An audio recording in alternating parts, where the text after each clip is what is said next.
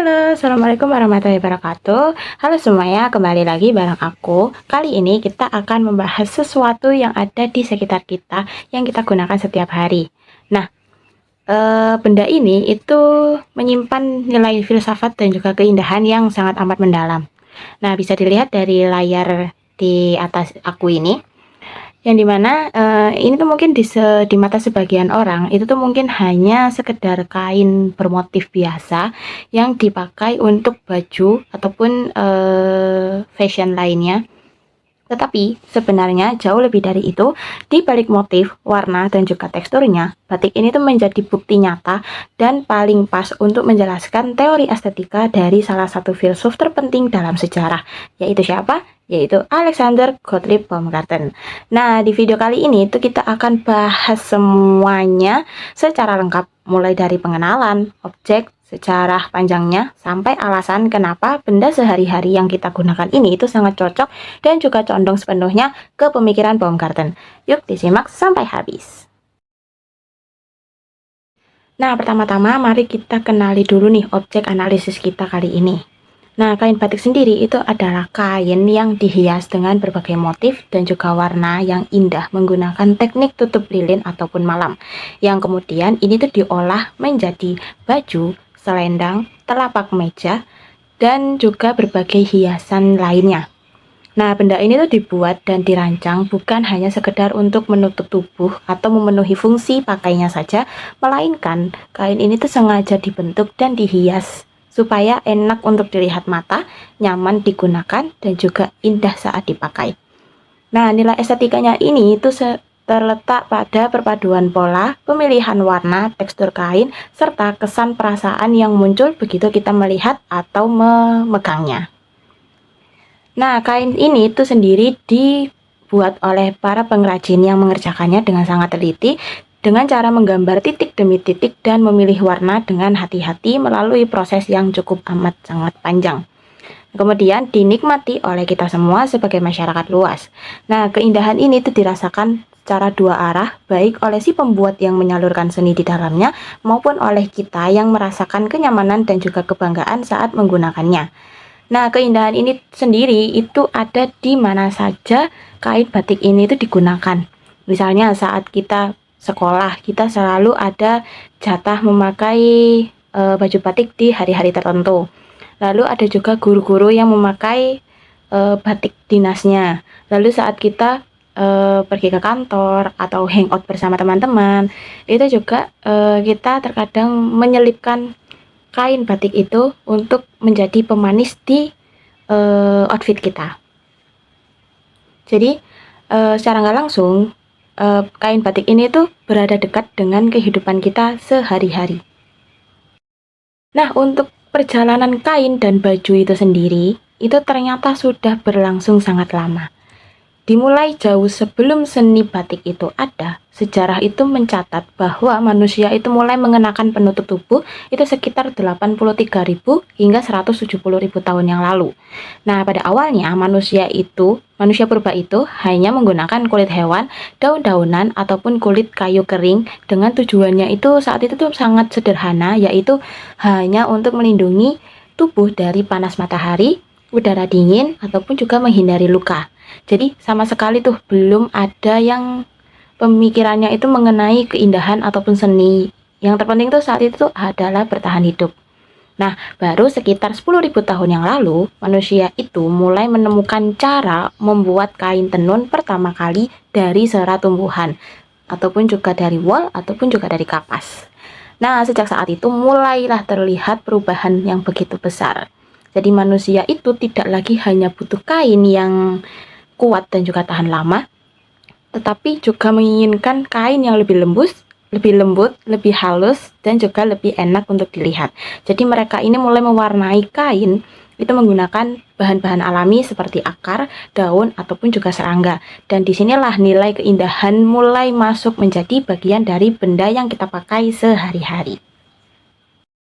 Nah, khusus untuk sejarah batik sendiri, itu kata batik sebenarnya itu berasal dari bahasa Jawa, yaitu gabungan dari kata amba yang berarti luas, dan juga dari kata titik yang berarti tetesan atau titik. Jadi secara harfiah, kata batik ini itu memiliki arti itu menulis atau menggambar dengan tetesan lilin panas. Nah, jejak tertua seni batik ini itu ditemukan di wilayah Jawa Timur yang diperkirakan sudah ada sejak abad ke-7 hingga ke-17 Masehi. Bahkan pada peninggalan zaman kerajaan seperti patung Pajna Paramita dari abad ke-13 itu sudah terlihat jelas pakaian yang dikenakannya itu memiliki motif dan juga corak yang sama persis dengan teknik batik yang kita kenal sekarang. Nah, puncaknya itu perkembangan batik itu terjadi pada masa kerajaan Majapahit, yang dimana saat itu seni batik makin berkembang pesat, namun pada masa itu penggunaannya itu sangat terbatas dan juga eksklusif, yang dimana batik ini itu hanya ada di dalam lingkungan keraton saja yang dipakai oleh raja atau keluarga kerajaan dan juga para pejabat tinggi ataupun bangsawan di sana. Nah, batik ini itu dilambangkan sebagai tanda kedudukan, kekuasaan, dan juga benda yang bernilai sakral. Nah, seiring berjalannya waktu, masuknya pengaruh Islam itu sekitar abad ke-17 hingga ke-19 Masehi itu mengubah bentuk motifnya itu menjadi lebih abstrak, yaitu berupa bentuk geometris ataupun motif tumpal.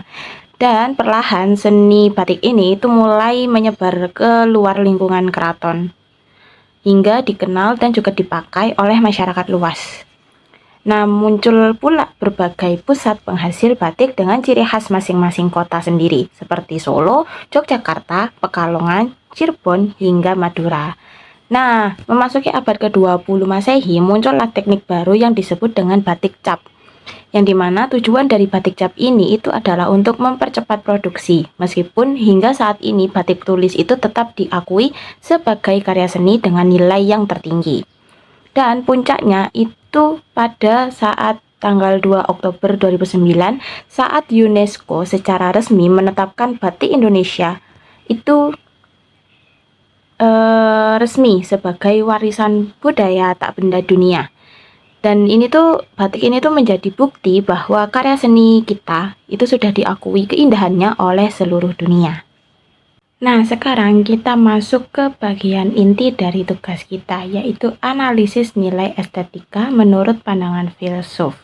Nah, kain batik ini itu adalah objek yang menurutku paling pas dan juga sepenuhnya itu condong ke pemikiran Alexander Baumgarten, yang dimana beliau ini adalah seorang filsuf Jerman yang sangat penting karena beliaulah orang yang pertama kali menciptakan dan juga memperkenalkan istilah estetika itu sendiri. Nah, sebelum zaman Baumgarten, para filsuf seperti Plato atau Aristoteles itu berpendapat bahwa keindahan itu tuh berhubungan erat dengan akal pikiran, konsep abstrak, dan juga hitungan matematis, serta keseimbangan dan juga simetri. Namun, Baumgarten itu hadir dengan pandangan yang berbeda, dan juga mengubah cara pandang dunia. Beliau ini tuh mendefinisikan estetika itu sebagai ilmu pengetahuan indrawi atau ilmu tentang keindahan yang ditangkap oleh panca indera. Nah, menurut Baumgarten, keindahan itu tuh adalah kesempurnaan yang dirasakan lewat penglihatan ataupun panca indera, perasaan, dan juga persepsi kita masing-masing. Jadi bukan semata-mata ditentukan oleh akal ataupun logika. Jadi intinya tuh sesuatu itu disebut indah apabila indera kita itu menangkapnya itu sebagai sesuatu yang menyenangkan dan kita itu puas dengan rasa itu. Nah, jadi ini tuh ada beberapa alasan kuat menurutku yang kenapa kain batik ini tuh sangat cocok dengan teori dari Baumgarten tersebut. Nah, alasan pertama dan yang paling utama itu adalah karena seluruh nilai keindahan itu benar-benar dirasakan lewat indera kita. Nah, coba teman-teman perhatikan deh, saat kita itu ingin membeli batik atau melihat batik, mata kita tuh pasti akan menangkap pola-pola motif ataupun garis yang sangat indah. Bentuknya macam-macam, ada yang geometris, ada yang flora, ada yang fauna, bahkan ada yang memiliki nilai budaya sendiri di dalamnya. Nah, susunan dari motif-motif yang rapi dan juga perpaduan dari warna-warna yang serasi dan juga cocok itu tuh secara tidak langsung mata kita itu merasakan kenikmatan sehingga bisa berkata kalau batik ini tuh indah gitu loh. Kemudian saat kita ingin menyentuh kain dari batik itu. Jadi saat kulit kita itu merasakan dari tekstur kainnya, lembut halus kainnya, sejuk panas kainnya, itu tuh menimbulkan rasa nyaman untuk kita. Yang dimana bagian itulah dari keindahan yang menurut Baumgarten. Jadi saat kita menyentuh kain itu, kita tuh merasa bahwa kain ini tuh tidak hanya enak dilihat, tapi pasti akan nyaman untuk digunakan. Selain itu, saat kita memakai baju batik ini, terkadang kita itu merasa sedikit percaya diri, lebih pede. Karena apa? Karena kita itu merasa saat kita memakai batik itu kita lebih on point. Kita lebih merasa kita itu sedang berpakaian rapi. Kita lebih kayak merasanya itu kita tuh lagi benar-benar yang outfitnya ini lagi niat gitu ya. Jadi secara nggak langsung kita itu merasa percaya diri, kita juga merasa tenang, dan juga kita itu merasa bangga karena ya kita itu tadi kayak kita ingat kalau batik itu tuh udah diakui secara dunia kalau ini tuh warisan budaya. Jadi kita tuh bangga untuk memakai batik itu sendiri. Nah, semua pengalaman ini itu adalah pengetahuan murni lewat indera kita, persis dari definisi yang dikemukakan oleh Baumgarten, bahwa indah itu tidak perlu rumus ataupun perhitungan. Jadi kalau indera kita itu sudah menangkapnya itu enak dan puas, maka itulah keindahan. Nah, lalu alasan kedua, itu bisa kita lihat jelas dari arah perkembangannya sendiri. Yang dimana kita sudah bahas tadi, awalnya kain itu hanya digunakan untuk, hanya dibuat untuk melindungi tubuh. Namun, seiring berjalannya waktu, manusia itu mulai tidak puas hanya dengan kain yang berfungsi saja, tetapi mulai menginginkan kain yang lebih indah untuk dilihat dan juga lebih nyaman untuk dirasakan.